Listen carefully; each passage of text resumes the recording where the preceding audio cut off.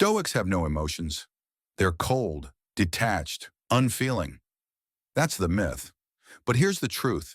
The Stoics didn't reject emotions. They rejected being ruled by them.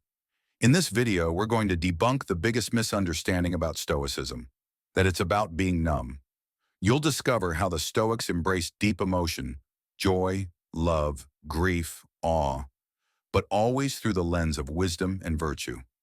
Part 1. The Myth of Stoic Emotionlessness. Let's be honest, Stoicism has a branding problem. To many people, being Stoic means being robotic, expressionless, cold, unattached. But this stereotype comes from the surface-level interpretations, not from the words of Marcus Aurelius, Epictetus, or Seneca. Here's what Marcus actually said: "The soul becomes dyed with the color of its thoughts."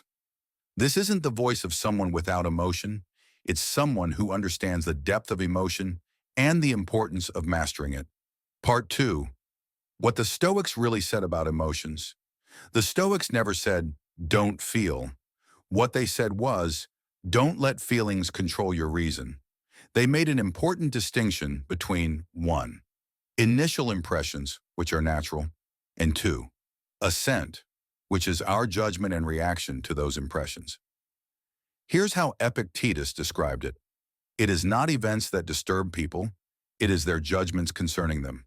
In other words, it's not feeling fear or sadness that's the problem. It's letting those feelings turn into panic or despair. Feeling is human, but wisdom is what determines how you respond. Part 3. Grief, Love, and Joy in Stoicism. Did you know that Seneca wrote letters filled with love and grief? That Marcus Aurelius cried when his loved ones died? These men were deeply emotional, but they didn't collapse under the weight of those emotions. Seneca wrote, "What need is there to weep over parts of life? The whole of it calls for tears." This isn't denial, it's depth.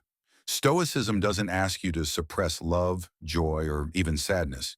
It simply reminds you, don't be owned by them. Feel grief, but don't drown in it. Feel love, but don't cling to it with fear. Feel joy, but know it too shall pass. Part 4.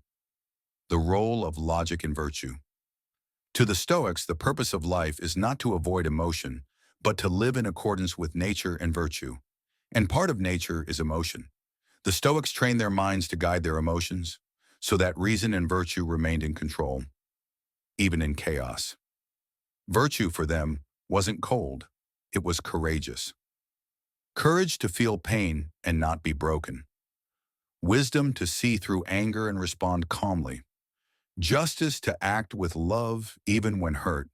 They practiced emotional discipline, not emotional suppression. That's a huge difference. Part 5. How to apply this today. So how can you apply the real Stoic approach to emotion in daily life? Here are a few practices. Name your emotion. When you feel something, pause and name it. I'm feeling frustration. I'm feeling fear. This creates awareness and space. Challenge the judgment. Ask, is this feeling based on facts or just my perception? Let reason lead. Respond based on your values, not just how you feel in the moment. Reflect daily. Use evening journaling to examine emotional triggers and your reactions. Emotion isn't your enemy. Unexamined emotion is. Part 6. Closing reflection. So no, Stoicism isn't about being emotionless. It's about being emotionally wise. Not shutting down your heart, but opening it with strength and clarity. Because the Stoic isn't a robot. He's a human who feels deeply and chooses virtue anyway. As Marcus Aurelius wrote, "You have power over your mind, not outside events." Realize this, and you will find strength.